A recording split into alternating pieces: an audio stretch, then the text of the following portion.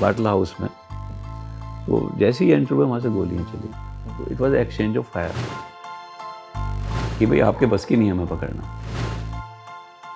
कि उन 4 फ़ोनों पे एक्चुअली एक सेकंड की कॉल थी जो बम्बई से हुई थी, और 1 सेकंड की कॉल तब होती है जब कोई आदमी कॉल करता है, दूसरा आदमी कट कर देता है। कि बम्बई पुलिस ने एक चोर को पकड़ा है जिस चोर ने 4 कार सप्लाई की थी टेररिस्ट को। NHRC ने हमारी इंक्वायरी की। तो NHRC ने इंक्वायरी में पाया कि एनकाउंटर जेन्युइन है। एक दिन लेफ्टिनेंट गवर्नर साहब का फ़ोन आया, तेजेंद्र खन्ना जी का, कि भाई तुम मेरे घर आना, कपिल सिब्बल साहब मिलना चाहते हैं। कपिल सिब्बल साहब उस समय मिनिस्टर थे सेंट्रल में। बट उसके दिमाग में फितूर था कि मुझे टेररिस्ट की ट्रेनिंग लेनी है। उसने पीछे से कहा सर नमस्ते। आई जस्ट लुक बैक, मैंने की नमस्ते। फिर उसने कहा सर आपने मुझे फंसा दिया। तो देन आई लुक बैक, मैंने कहा अच्छा ये तो राजन तिवारी है। अच्छा। अतीक को पकड़ा था दिल्ली पुलिस ने। तो हमारे स्पेशल सेल के ऑफिसर ने बताया था, जब उसने सेल का नाम सुना तो उसकी पतलून गीली हो गई थी। तो DC साहब नकल रुकवाने के लिए एग्जामिनेशन में चले गए। तो बच्चे नाराज हो गए। अच्छा। तो उन्होंने DC साहब को किडनैप कर लिया। नमस्कार, मैं हूं ध्रुव और आज आवाज लीगल अड्डा के स्पेशल शो में आज हमारे स्पेशल गेस्ट हैं ED के पूर्व प्रमुख कर्नल सर। सर 1984 बैच के IPS अधिकारी हैं जिन्होंने 2015 से 2018 तक ED यानी परिवर्तन निदेशालय का भी नेतृत्व किया है। सर आपका बहुत बहुत स्वागत है। सर आपकी जर्नी UPSC एस्पायरेंट से लेकर IPS तक का सफर और उसके बाद आप ED के प्रमुख भी बने। तो सर सबसे पहले मैं आपसे जानना चाहूँगा कि बाटला हाउस एनकाउंटर के बारे में। सर उस टाइम आप दिल्ली पुलिस के स्पेशल सेल को लीड कर रहे थे, तो इस पे फिल्म भी बन चुकी है, आपकी बुक भी इस पर पब्लिश हुई है, तो मैं आपसे जानना चाहूँगा सर। जब ये इंडियन मुजाहिदीन एक टेररिस्ट ऑर्गेनाइजेशन जो करीब 2005 से जिसने ऑपरेट करना शुरू किया था जी सर, और कंट्री में डिफरेंट पार्ट्स में इनके ब्लास्ट हो रहे थे जी, कुछ लोग पकड़े भी गए। जैसे उत्तर प्रदेश में हुजी के लोग पकड़े गए जी सर, जो बांग्लादेश से कनेक्टेड है, और गुजरात में सिमी के लोग पकड़े गए जी। लेकिन जो इंडियन मुजाहिदीन जिसको हम बोलते हैं असली, वो नहीं पकड़ी जा सकी थी। रीज़न बीइंग, अगर अब हुजी के हम देखें जो उत्तर प्रदेश में पकड़े थे, वो बेसिकली लॉजिस्टिक प्रोवाइडर थे जी। सिमिलरली सिमी के लोग भी लॉजिस्टिक प्रोवाइडर थे। इंडियन मुजाहिदीन के लोग फिर भी खाली घूम रहे थे और वो थ्रेट कर रहे थे बाकायदा इंडियन एजेंसीज़ को कि भाई आपके बस की नहीं हमें पकड़ना। जैसे इंटेलिजेंस ब्यूरो को अपनी चिट्ठी में लिख रहे थे इग्नोरेंस ब्यूरो जी। इस तरह के मतलब कमेंट्स वो कर रहे थे। मतलब एक तरीके से वो इंटेलिजेंस ब्यूरो को प्रोवोक कर रहे थे कि हम इतने बड़े हो चुके हैं कि आप हमें पकड़ ही नहीं सकते। जी। और गुजरात के बाद फिर दिल्ली में भी ब्लास्ट हुए जी। ना। इस समय हमारी टीम ने जनरली पता करती है जगह जगह जाके, बट दिल्ली में ब्लास्ट हुए तो दिल्ली में एविडेंस कलेक्ट करने शुरू किए। हमारी टीम ने काम करना शुरू किया। इसी दौरान जो है गुजरात से पहला हमें इनपुट आया कि जब गुजरात में ब्लास्ट हुए थे तो जो इंडियन मुजाहिदीन के लोग थे उन्होंने 4 फ़ोन यूज़ किए थे, बट वो चारों फ़ोन जो हैं वो आपस में बात करते थे जी। किसी आदमी जिनको भी पकड़ा था वो उस फ़ोन से कोई टच में नहीं था। मतलब नीदर वो होजी के लोगों से या सिमी के लोगों से कभी बात नहीं करते किसी थे, से टच में नहीं वो थे, अलग ही टीम थी वो। जी जी। और उसमें से एक फ़ोन जो है दिल्ली भी आया था जो बाटला हाउस के एरिया में रुका था जी। इस दौरान जो है इस इंफॉर्मेशन पर काम किया गया और एक फ़ोन हमने आइडेंटिफाई करा कि पॉसिबिलिटी उस फ़ोन की हो सकती है कि ये फ़ोन कनेक्टेड हो सकता है। हालांकि बड़ा इनडायरेक्ट इन्फॉर्मेशन थी कि उन 4 फ़ोनों पे एक्चुअली एक सेकंड की कॉल थी जो बम्बई से हुई थी, और 1 सेकंड की कॉल तब होती है जब कोई आदमी कॉल करता है, दूसरा आदमी कट कर देता है। अच्छा, ये पूरे इन्वेस्टिगेशन को कितना टाइम लगाता है, मतलब इसको पकड़ने के लिए? हमें 13 तारीख को जब दिल्ली में ब्लास्ट हुए थे, 13 सितंबर 2008 को, उसके बाद हमने ये पूरी प्रक्रिया शुरू की थी, प्रोसेस शुरू किया था। तो इसको हमने इस आदमी को ऑब्जर्वेशन पे लिया, इसकी बात सुनी, बट ऐसा कुछ नज़र नहीं आ रहा था उस समय कि जैसे उसमें कुछ इम्पोर्टेंट चीज़ नज़र आ रही है। जी 18 सितंबर को इंटेलिजेंस ब्यूरो ने एक इनपुट दिया कि मुंबई पुलिस ने एक चोर को पकड़ा है, जिस चोर ने 4 कार सप्लाई की थी टेररिस्ट को। 2 कार इसमें अहमदाबाद में हॉस्पिटल में प्लांट की गई थी बम के साथ, और 2 सूरत में की गई थी। सूरत में कोई बम फटा नहीं था, सारे डिफ्यूज कर दिए गए थे। बेसिकली डिफ्यूज नहीं करे गए थे, वो फटे ही नहीं थे। रीज़न बीइंग उनका जो प्रिंटेड सर्किट बोर्ड था उसमें कैपेसिटर मिसिंग था, उस वजह से वो ब्लास्ट नहीं हो पाए वहाँ पर। एंड दैट्स ए गुड, हमारे बहुत से लोग सेव हुए उसमें। बिल्कुल। उस चोर ने एक घर दिखाया अहमदाबाद में कि भाई इस घर में कुछ लोग बम बना रहे थे जी। और वो बम प्लांट करने के बाद राजधानी एक्सप्रेस से 26 जुलाई को, जिस दिन ब्लास्ट हुए थे गुजरात में, उस ट्रेन से दिल्ली गए थे जी। अब this was a very important information. इस इन्फॉर्मेशन पे इमीडिएटली हमारी टीम ने काम शुरू किया, और वहाँ से जितने लोग चढ़े थे उसमें अगर हम इन्वेस्टिगेट करते तो ये हो सकता था। तो हमने ये डिसाइड किया कि क्या ऐसे लोग भी हुए हैं जिन्होंने दिल्ली से ही रिजर्वेशन कराया हो रिटर्न का। जी।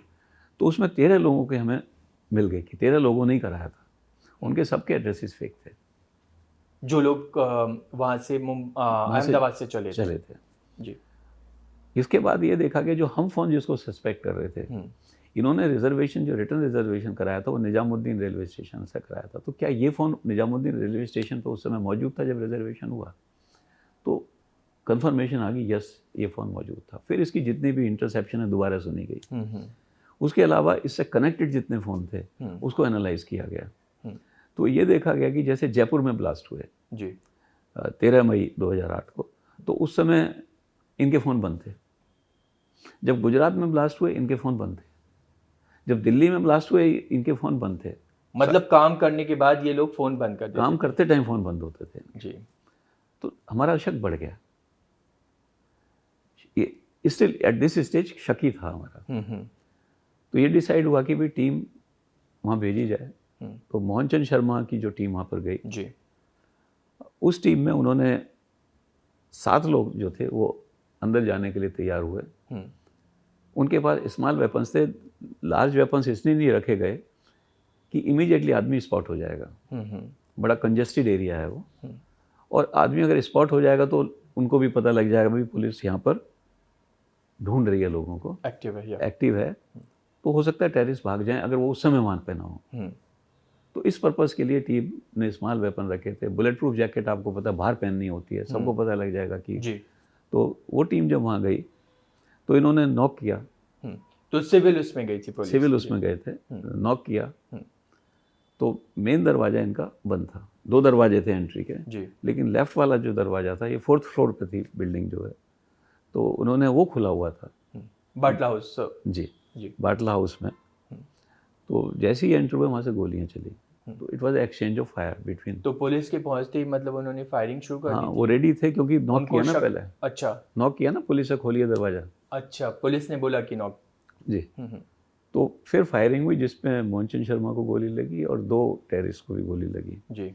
एक वहाँ पे मौके पे पकड़ा गया, 2 लोग वहाँ से भाग गए थे जो बाद में पकड़े गए, और दोनों का बाद में कन्विक्शन भी हो गया है लोअर कोर्ट से। तो ये एक्चुअली ऑन दैट डे बाद में मोहनचंद शर्मा जो है हॉस्पिटल, और एक हमारे एक हेड कांस्टेबल थे खड़क सिंह जी, वो भी एम्स में एडमिट हुए थे। मोहनचंद शर्मा होली फैमिली में एडमिट हुए थे, और उस एनकाउंटर की वजह से मोहनचंद शर्मा की डेथ हो गई थी। तो हमारे पुलिस वाले मतलब छोटे वेपन्स के साथ गए थे जी। उनके पास ऑटोमेटिक या एडवांस वेपन्स नहीं थे? नहीं, सी शॉर्ट वेपन्स थे जी। ऑटोमेटिक वेपन है शॉर्ट भी, लेकिन लार्ज वेपन नहीं थे, लाइक AK-47 इस तरह के वेपन नहीं थे उनको। और आतंकवादियों के पास किस तरह के? आतंकवादियों के पास भी शॉर्ट वेपन थे, बट एक AK-47 भी मिला था, बट वो यूज़ नहीं हुआ था। अच्छा, यूज़ नहीं किया था उन्होंने। ओके, फिर सर उसके बाद क्या हुआ सर? उसके बाद इंटरोगेशन हुआ और लोग पकड़े गए all over India. Indian Mujahideen के लोग भागने लगे, बट इन बिटवीन क्या हुआ कि क्योंकि इलेक्शंस आ रहे थे उस समय 2008 में, आई थिंक 4 या 5 स्टेट्स में नवंबर दिसंबर में इलेक्शन थे, फिर पार्लियामेंट्री इलेक्शन थे अर्ली 2009 में।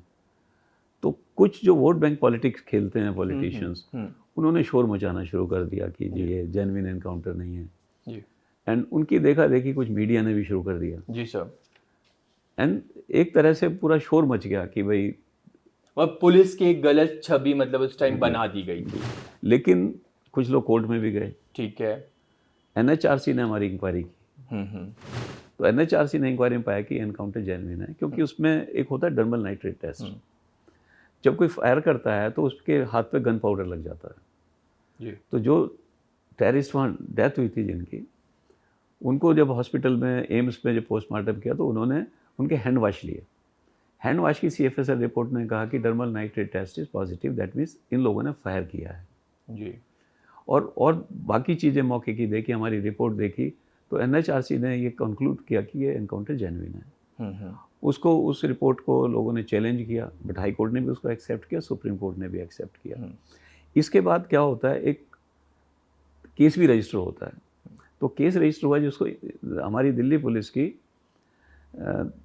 स्पेशल सेल ने नहीं बल्कि क्राइम ब्रांच ने इन्वेस्टिगेट किया, इन्वेस्टिगेट करके कोर्ट में भेजा, और उसी इन्वेस्टिगेशन पे 2 लोग जो मौके से भागे थे उनका कन्विक्शन भी हुआ। जी। अच्छा सर, जब इस टाइप की पुलिस की नेगेटिव छवि बनाई जाती है, इधर चाहे आप ह्यूमन राइट्स ले लीजिए, क्या कहते हैं आप पॉलिटिशियंस की तरफ से ले लीजिए, तो उस टाइम पुलिस का जो मॉरल डाउन होता है, तो उसके लिए फिर क्या अपलिफ्ट करने के लिए आप लोग क्या करते हैं? जी, उसके लिए जो लीडरशिप है उसकी बड़ी इंपॉर्टेंस है। क्या वो कैसे मोटिवेट करते हैं आप? अपने ऑफिसर्स के साथ खड़े हैं। मेरे पास भी इस केस में आए थे ऑफिसर्स भी, ये हमारे लिए क्या बोल रहे हैं, हम तो देश की रक्षा के लिए सब कुछ करने को तैयार हैं और ये हमें क्या सूली पे चढ़ा देंगे। तो मैंने कहा आप चिंता मत करो, हमारे फैक्ट्स हमारे पास हैं। जैसे इस केस में एक दिन लेफ्टिनेंट गवर्नर साहब का फ़ोन आया, तेजेंद्र खन्ना जी का, कि भाई तुम मेरे घर आना, कपिल सिब्बल साहब मिलना चाहते हैं। कपिल सिब्बल साहब उस समय मिनिस्टर थे सेंटर में, और फिर उन्होंने फ़ोन रखते हुए कहा तैयार होकर आना। अच्छा। तो मैं तैयार होके मींस वेल प्रिपेयर होके आइए अपने आंसर्स के साथ। तो मैं जितने भी एविडेंसेस थे जो हमें मौके पे इलेक्ट्रॉनिक एविडेंस मिले थे, उनको एक लैपटॉप में रखे ले गया था। तो टेबल पे चेयर बीच में थी, टेबल बीच में थी, उस तरफ कपिल सिब्बल जी बैठ गए, एक तरफ मैं बैठ गया, और एलजी साहब साइड में बैठ गए। एलजी साहब, हमारा इंटरेक्शन हुआ था उनके साथ करीब 1.25 घंटे, बट एलजी साहब ने बीच में एक शब्द भी नहीं बोला। सबसे पहले उन्होंने कहा कि भाई इसके सिर पे चोट क्यों, सिर पे गोली क्यों लगी। जितनी भी अखबारों में हमारी नेगेटिव आई थी, जस्ट पुट 1 by 1, तो आई एक्सप्लेन ने मौके का नक्शा बनाया, उनको हाथ से ही वहीं मैंने स्केच एक कागज लेके बनाया, उसको उनको एक्सप्लेन किया सारी चीज़, जितने भी उनके क्वेश्चंस थे।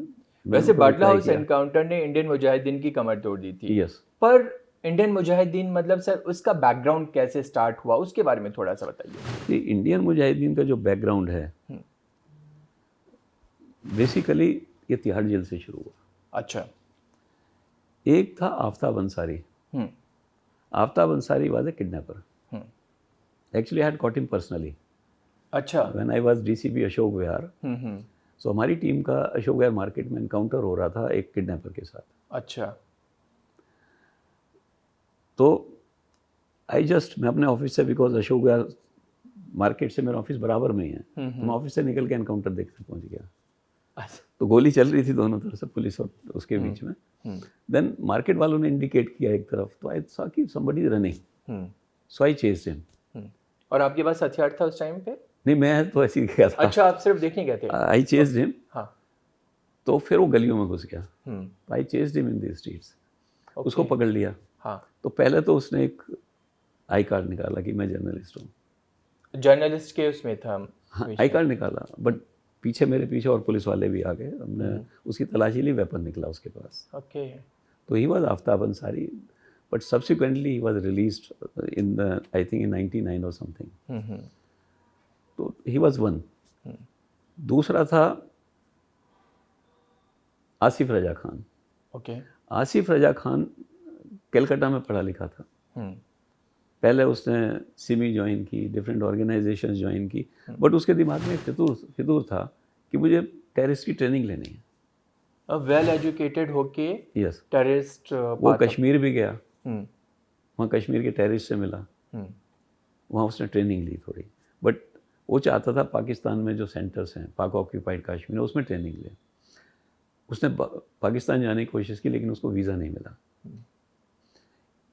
इन बिटवीन कश्मीर वालों ने उससे कहा, कश्मीर के टेररिस्ट ने, कि ठीक है तुमको हम वेपन देंगे, जहां हम टारगेट बताएंगे काम करो। वो दिल्ली में वेपन लेना आया था, यहाँ दिल्ली पुलिस ने उसको पकड़ लिया। ओके। तो वो भी जेल में था। अच्छा। तीसरा जो आदमी था, एक उमर नाम का टेररिस्ट था, जो अलकायदा भी ज्वाइन की थी उसने, और वो इंडिया में आया था कुछ टेररिस्ट को छुड़वाने के लिए। ओके। तो उसका प्लान ये था कि किसी को किडनैप करेगा फॉरेनर्स को, एंड उनके एवज में टेररिस्ट को इंडिया से छुड़वा लेगा। तो उसने 4 फॉरेनर्स को किडनैप किया। अच्छा। 3 को एक विलेज में रखा मुजफ्फरनगर एरिया में, और एक को गाजियाबाद में रखा। हुआ क्या कि गाजियाबाद पुलिस एक चोर को पकड़ के लिए घूम रही थी, तो उनको सस्पेक्ट हुआ इस घर में गाजियाबाद में चोर है। ओके, जहाँ पे उसने किडनैप करके मैं किडनैप करके रखा था। Okay. So they entered that house. वहाँ पर फायरिंग हुई वहाँ की पुलिस के बीच में, कुछ पुलिस वाले वहाँ मारे गए। वो आदमी वहाँ पे रिलीज हो गया, और ये जो है ओमर वहाँ पर पकड़ा गया। उस पर फिर 3 आदमी वहाँ से मुजफ्फरनगर से रिकवर हुए। तो ये भी जेल में था। इन तीनों की वहाँ मीटिंग होती थी। अच्छा, तीनों एक गुट बन गया? तीनों का एक गुट बन गया। ओके। तीनों धीरे धीरे बाहर आए। ओमर के जब उसके बाद इफ यू नो कि कांधार हाईजैकिंग हुई थी, उसमें जो लोग छूटे थे उसमें ओमर भी था, जो डिमांड की थी टेररिस्ट ने छुड़वाने के लिए। तो ये पाकिस्तान चला गया 99 में। इधर से ये दोनों बाहर आ गए। इन्होंने किडनैपिंग शुरू कर दी। कलकत्ता से डिफरेंट बिजनेसमैन की किडनैपिंग करी, और किडनैपिंग में जब पैसे आने लगे तो आफ्ताब शिफ्ट हो गया दुबई में, और वहाँ से ऑपरेट करने लगा कि पैसे वहाँ आएंगे, फिर डिस्ट्रीब्यूट करता था। और फिर ये दोनों पाकिस्तान गए, ओमर से मिले, और फिर पाकिस्तान की टेररिस्ट ऑर्गेनाइजेशन से इनकी मीटिंग हुई। तो इस तरीके से इंडियन मुजाहिदीन का इंटरनेशनल कनेक्शन डेवलप हो गया। तो उसके बाद क्या हुआ, उन्होंने यहाँ पर रेजिडेंट एजेंट भेजने शुरू कर दिए। लश्कर तोयबा ने और जैश ए मोहम्मद ने, वो इन्होंने सेटल भी करने शुरू कर दिए जी। लेकिन इस दौरान आफ्ताब जो है पकड़ा गया आगरा में। वो पकड़ा गया, उसके और साथी भी पकड़े गए। उसके पकड़ने के बाद ये जेल में गया। यहाँ से फिर वो गुजरात पुलिस उसको इंटरोगेशन के लिए ले गई। वहाँ पर ही डाइड इन एनकाउंटर। जब एनकाउंटर में मर गया तो इसका भाई था आमिर रजा खान जी, वो भी विदेश भाग गया था। जैसे ही ये पहले पकड़ा गया था वो विदेश भाग गया था, और उसने इसके जो ग्रुप थे उनको दोबारा रीएक्टिवेट कर दिया था आमिर ने। तो जब इसका एनकाउंटर हुआ तो इन्होंने कहा बदला लेंगे। अच्छा। तो इन्होंने अमेरिकन सेंटर पर अटैक किया कलकत्ता में। उसमें इन्होंने इसे commando force, Asif Raza Khan commando force के नाम से बना। अभी तक ये इंडियन मुजाहिदीन के नाम से अभी नहीं, अभी नहीं। ओके। तो उन्होंने जो है अमेरिकन सेंटर पे जब अटैक किया तो इंडियन पुलिस ने और FBI ने उसको ट्रेस कर लिया, आफ्ताब अंसारी को। He was arrested, brought to India. He is at the moment in Calcutta jail. Hanging की उसको सजा का डिक्लेरेशन हो चुका है, बट आई थिंक उसकी मर्सी पेटिशन या something is pending. So this is Aftab Ansari. अब उसका भाई आमिर रजा खान बन गया हेड। उसने फिर फैलाना शुरू कर दिया इसको। मीनवाइल 9/11 हो गया। नाउ पाकिस्तान की जितनी टेररिस्ट ऑर्गेनाइजेशन से वो डायरेक्टली नहीं आना चाहती थी, बिकॉज इंटरनेशनल प्रेशर शुरू हो गया अब कि कोई भी अगर एक कंट्री का टेररिस्ट दूसरी कंट्री में ऑपरेट करेगा। सो दे डिसाइडेड कि भाई जो इंडियन के लोग हैं उन्हीं को ट्रेनिंग दी जाए। एंड फिर इनका जो ग्रुप था इसको नाम दे दिया गया इंडियन मुजाहिदीन। तो यहाँ से इंडियन मुजाहिदीन का नाम का शुरू हुआ। अच्छा सर, आपके टाइम पे बहुत सारे ऐसे माफियाज भी रहे हैं कि जो माफिया से डॉन से पॉलिटिकल इसमें आ गए, डोमेन में आ गए, ठीक है। जैसे अतीक अहमद का ले लीजिए, राजन तिवारी का ले लीजिए, शिव प्रकाश शुक्ला भी अपने टाइम में बहुत पॉपुलर थे और उनके भी पॉलिटिकल कनेक्शंस थे। तो इस बारे में आप क्या कहना चाहते हैं कि माफियाज का जो पॉलिटिकल कनेक्शन या पॉलिटिकल नेक्सस होता है वो जब डेवलप हो जाता है तो पुलिस पे प्रेशर बढ़ जाता है? ये बेसिकली डिपेंड करता है हम्म, कि उस पुलिस ऑर्गेनाइजेशन को कौन हेड कर रहा है। हम्म, जैसा आपने जिनके नाम लिए, राजन तिवारी हमारी टीम ने पकड़ा था, हम्म। ठीक है, बाद में वो मिनिस्टर भी रहा बिहार में। जी, उसकी कोई इंसिडेंट भी है, आप मिले भी बाद में उनसे जब वो मिनिस्टर बन गए थे, तो वो कहानी क्या थी जब आपने पकड़ा और बाद में सेम आदमी आपके सामने एज अ मिनिस्टर बन के आता है? नहीं, वो इंसिडेंट ये था, मैं गवाही देने गया था। अच्छा। तो अभी टर्न नहीं आया था गवाही का मेरी, तो मैं फ्रंट सीट पे बैठा था कोर्ट में। तो पीछे एक आदमी वाइट कुर्ता पजामा पहने बैठा था। तो इतने साल हो गए थे, मैंने तो उसको रिकॉग्नाइज भी नहीं किया कौन है, ध्यान भी नहीं दिया एक्चुअली। तो उसने पीछे से कहा सर नमस्ते। तो आई जस्ट लुक बैक, मैंने कहा नमस्ते। हाँ। फिर उसने कहा सर आपने मुझे फंसा दिया। तो देन आई लुक बैक, मैंने कहा अच्छा ये तो राजन तिवारी है। अच्छा। सो अभी शायद राजन तिवारी जेल में है। अब मुझे नहीं पता लेटेस्ट उसका। सिमिलरली श्री प्रकाश शुक्ला को भी हमारी टीम और यूपी टीम ने किया था इसको, यहाँ पर गाजियाबाद में इनकाउंटर हुआ था। आई थिंक ये जो लोग अंडर प्रेशर आते हैं उनके अपने बेनिफिट्स की वजह से आते हैं ऑफिसर्स, कि भाई हम अगर कुछ नहीं करेंगे तो ये पॉलिटिशियन खुश हो जाएगा।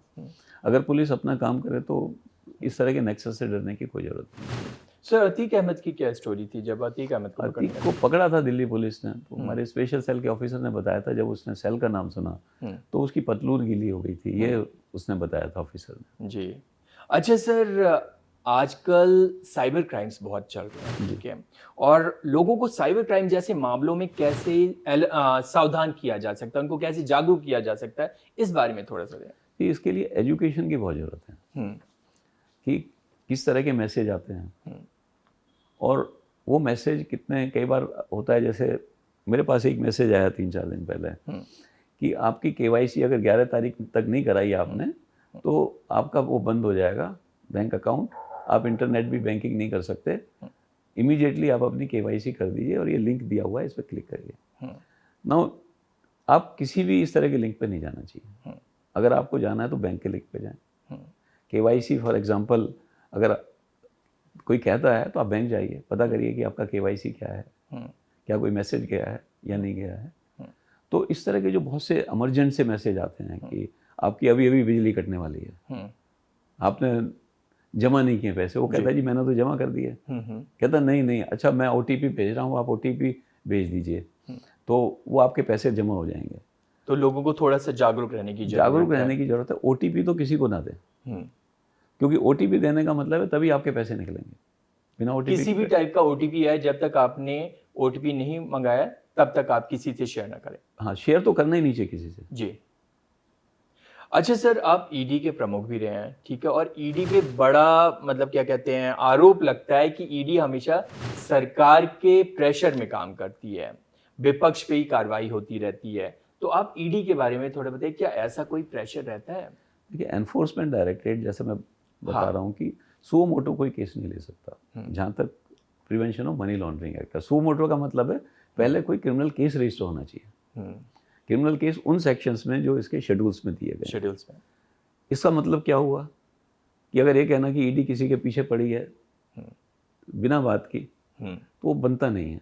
तो ये अफवाहें जो छपती हैं वो गलत है, बिल्कुल गलत है, क्योंकि प्रेडिकेट ऑफेंस के बिना ईडी एक्ट नहीं कर सकती prevention of money laundering act में।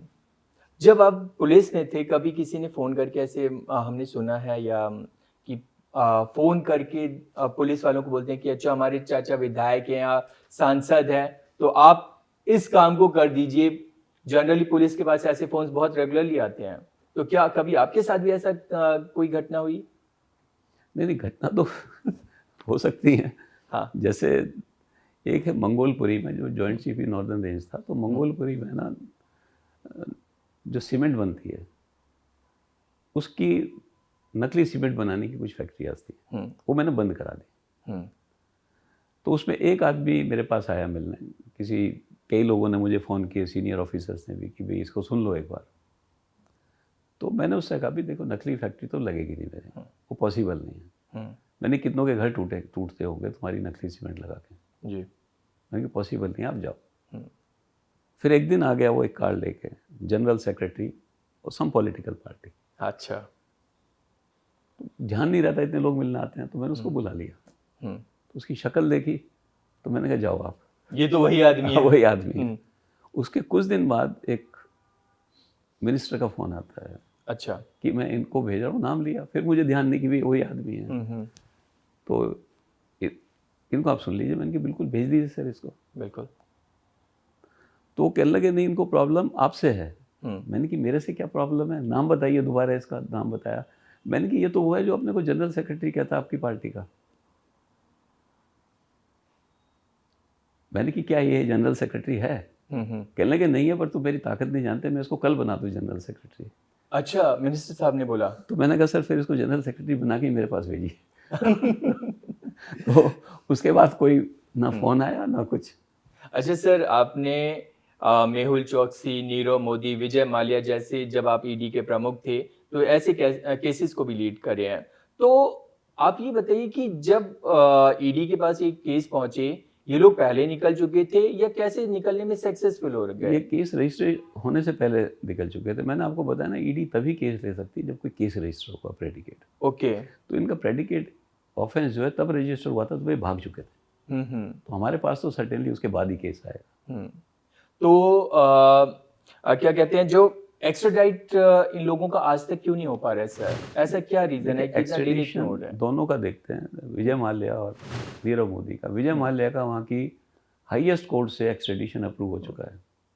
अब केवल एग्जीक्यूटिव ऑर्डर होना बाकी है उनको यहाँ भेजने का। क्यों पेंडिंग पड़ा है ये किसी को नहीं मालूम, लेकिन एग्जीक्यूटिव ऑर्डर वहाँ से भेजने का नहीं हुआ यूके से। नीरव मोदी के कोर्ट केस अभी चल रहे हैं, कोर्ट हर केस में हार रहा है, और उम्मीद है कि टोटल वहाँ के कोर्ट से जीत के ये जरूर इंडिया में आए। तो जल्दी ये लोग इंडिया में आएंगे। अच्छा सर, आपकी पर्सनल लाइफ के बारे में थोड़ा सा बात करते हैं कि सर आपके पास बहुत सारी क्वालिफिकेशंस, आप ड्यू यूनिवर्सिटी से ग्रेजुएट हैं, आईआईटी कानपुर से आपने मास्टर इन कंप्यूटर साइंस किया था और आपने एलएलबी भी किया है। रिटायरमेंट के बाद अब आप एडवोकेसी भी करते हैं।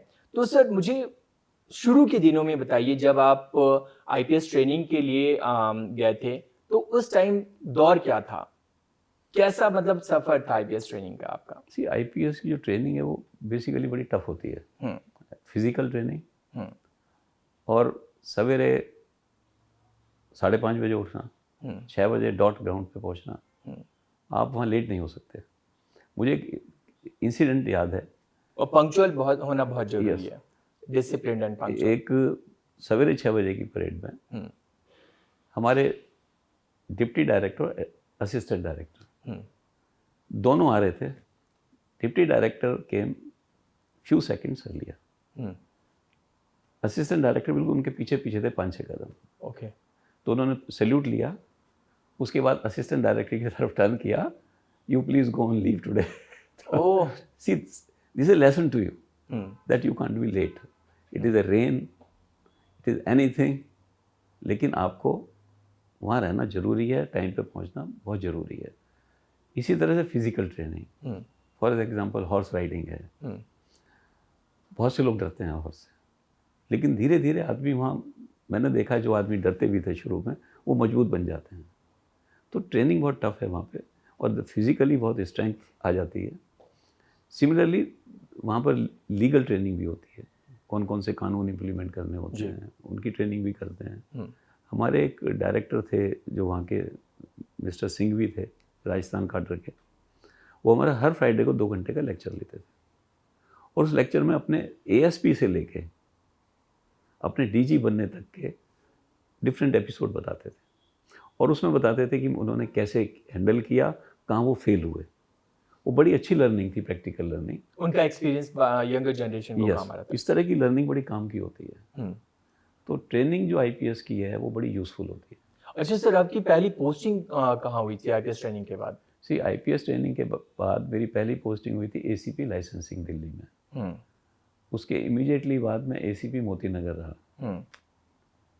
फिर दिल्ली पुलिस का उन दिनों कंप्यूटराइजेशन चल रहा था, तो मुझे इमीडिएटली वहाँ से शिफ्ट कर दिया गया ACP computer and then DCP computer. तो वो कंप्यूटराइजेशन के बाद फिर मैं अरुणाचल प्रदेश चला गया था। जी। सर अरुणाचल की भी एक घटना है शायद आपकी कि आप जब वहाँ पोस्टेड थे तो किसी डीसी को बच्चों ने अगवा कर लिया था एग्जामिनेशन सी मैं वहाँ पर बॉम्बेला डिस्ट्रिक्ट में पोस्टेड था, हाँ। जिसको वेस्ट कामेंग बोलते हैं, और बराबर की डिस्ट्रिक्ट जो थी east Kameng district. East Kameng district जिसका हेडक्वार्टर सेपा है, तो जनरली सेपा डिस्ट्रिक्ट में जो स्टूडेंट्स थे बड़े रफ थे और नकल बहुत होती थी वहाँ पे। अच्छा। तो डीसी साहब नकल रुकवाने के लिए एग्जामिनेशन में चले गए, तो बच्चे नाराज हो गए। अच्छा। तो उन्होंने डीसी साहब को किडनैप कर लिया। क्या बात कर रहे हैं? और उनको स्कूल में, स्कूल हाइट पे था, अच्छा। तो स्कूल में कॉरिडोर में बैठा दिया चेयर पर, उनको बांध दिया बेड़ियों से, और 3 लोग उनके पास खड़े हो गए, एक भाला लेके लेफ्ट में, एक राइट में और एक पीछे। अच्छा। और जब पुलिस आगे बढ़े उस डिस्ट्रिक्ट की, तो उसको भाला चुका थे। तो मुझे फिर ऑर्डर दिया गया यहाँ से, होम सेक्रेटरी ने, मिस्टर तांगू थे उस समय वहाँ पर। अच्छा। तो उन्होंने कहा कि आप जाइए वहाँ पर, डीसी साहब को छोड़ा के लाइए। हाँ, तो मैं वहाँ गया। तो जब मैं वहाँ पहुँचा, बाय दैट टाइम डीसी साहब को छोड़ दिया था उन्होंने। अच्छा। वो अपने घर पे थे, घर पे मिलने गया, एसपीडीसी वहाँ मुझे मिले, वो बहुत ज़्यादा डरे हुए थे। तो मैंने कहा उनको छुड़वाते हैं, वहाँ से बच्चों को पकड़ते हैं, स्कूल की तलाशी लेते हैं, कि नहीं नहीं उनके पास बहुत वेपन है, पुलिस के गोली लग जाएगी, पुलिस वाले मर जाएंगे। तो फिर मैंने होम सेक्रेटरी साहब को मैसेज भेजा कि SP DC both are refusing to take action, अच्छा, काइंडली गिव मी डायरेक्शंस।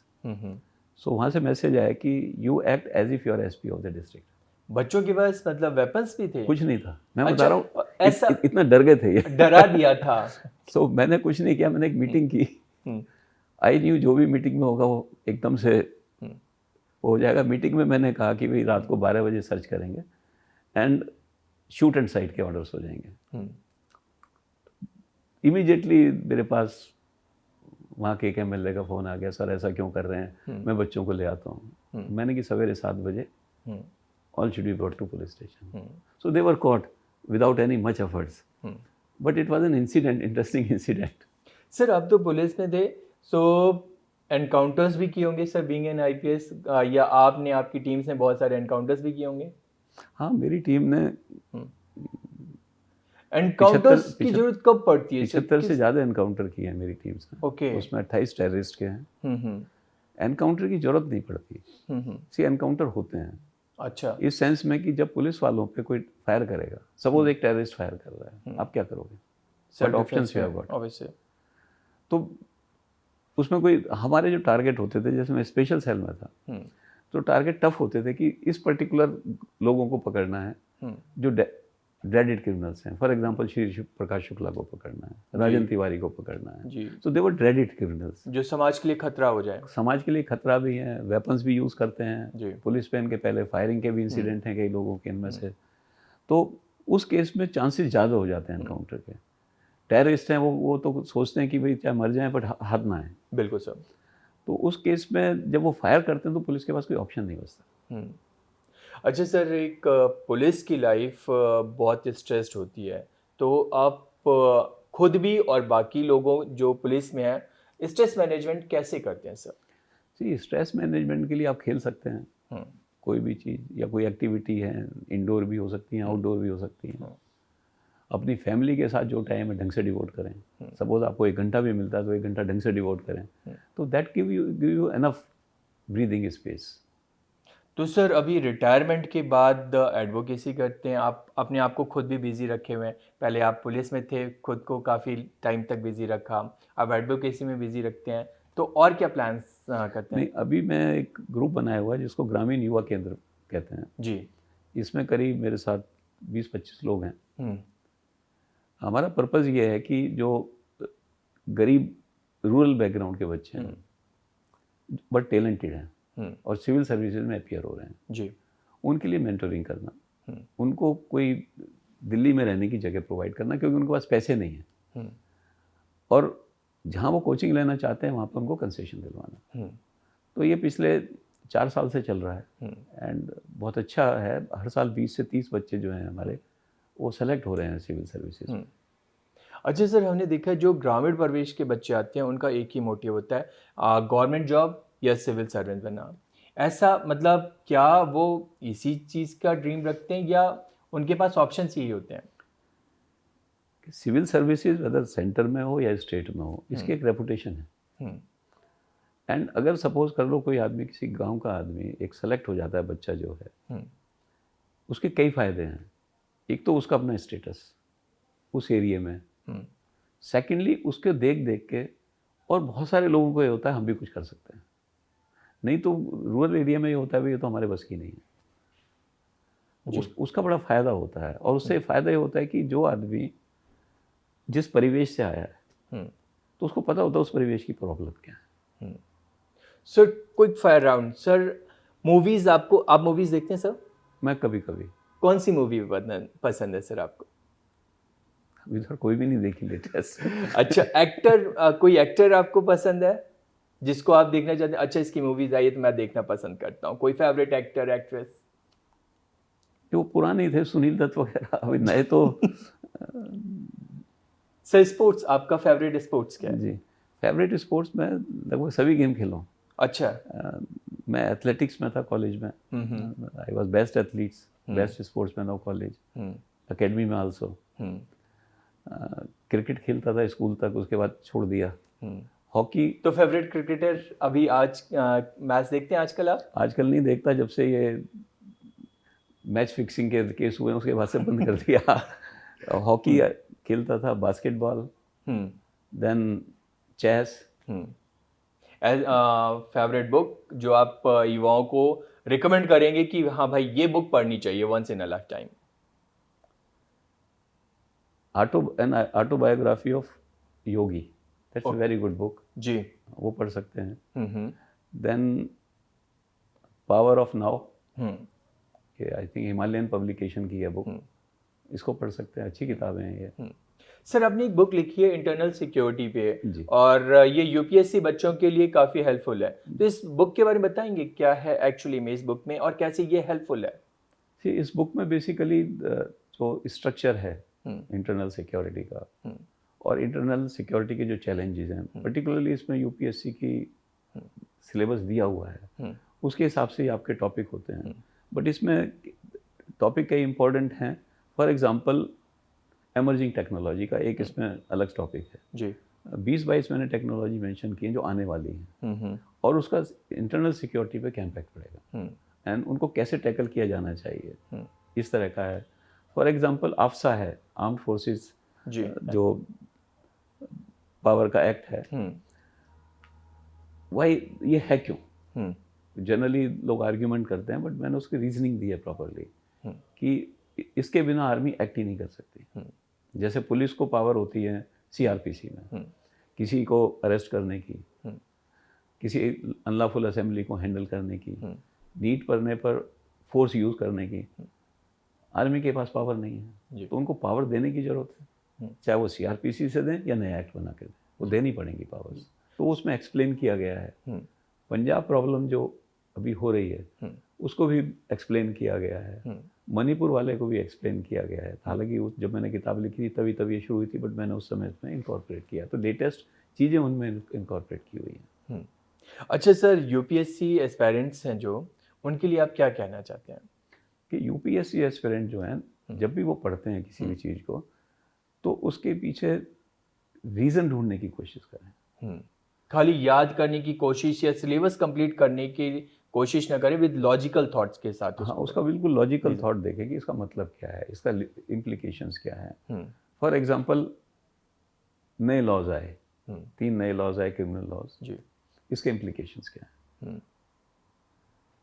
इसको करा क्यों गया है। तो इस तरह की चीज़ें अगर वो करेंगे, समझने की कोशिश करेंगे, सुप्रीम कोर्ट ने कोई जजमेंट दिया है, उसका रैशनल क्या है। मेयरली रटने से कुछ नहीं है सिविल सर्विसेज में, वो आपका ओपिनियन पूछते हैं। तो जो जितनी समस्या है समाज की, जो ज्वलंत समस्या, उनके बारे में आपका अपना एक रैशनल व्यू होना चाहिए। जनरली क्या है, लोगों के एक्सट्रीम व्यूज़ हो जाते हैं, या तो वो एंटी हो जाते हैं टोटली या पूरे प्रो हो जाते हैं। नहीं, उनका रैशनल व्यू होना चाहिए, लॉजिकल व्यू होना चाहिए, किसी की तरफ टिल्ट नहीं होना चाहिए व्यूज़ जो है। अगर इस तरह से वो तैयारी करेंगे तो वो सक्सेसफुल होने की ज़्यादा चांस रहते हैं। सर आपने देश के लिए, देशवासियों के लिए और युवाओं के लिए भी अभी बहुत सारे सराहनीय कार्य कर रहे हैं, उसके लिए आपका बहुत बहुत धन्यवाद। आपसे बात करके बहुत अच्छा लगा sir. Thank you. Thank you sir.